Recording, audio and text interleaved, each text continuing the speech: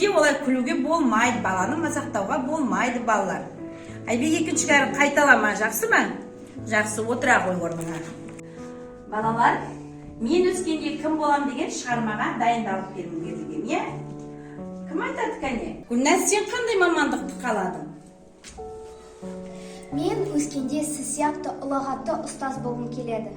Өте жақсы, отыра қой. Мұғалім мамандығы маған өте ұнайды. Бұл мамандық ерекше мәртебеге ие. Сондықтан мұғалім болу үшін жақсы оқу керек. Мен оқуды жақсы оқып, білікті ұстаз болуға тырысамын.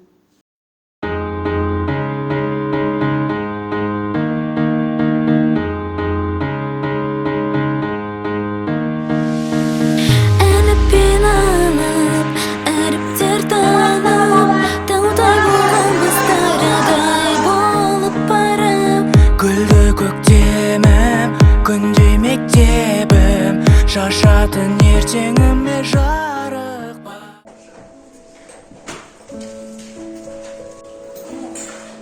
Әділ, неге кешіп келеміз сабаққа? Әділ. Апа, не болды? 4 минут қалған кешіктім ғой. Есікті қақып кірмейсің ба? Кешірім сұрап. Жақсы отыр, сен мен сынып жетекшіңді шақырып, сосын сөйлесеміз. Жақсы білгеніңізді істеңіз. Бұл мамандық ерекше мәртебеге ие.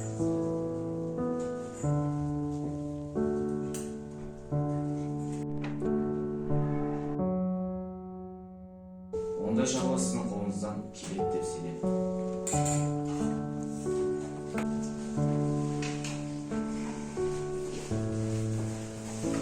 Апай,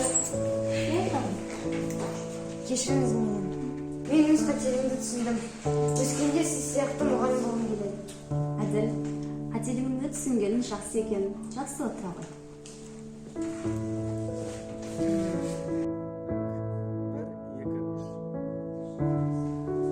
Ал балалар, кім дайын?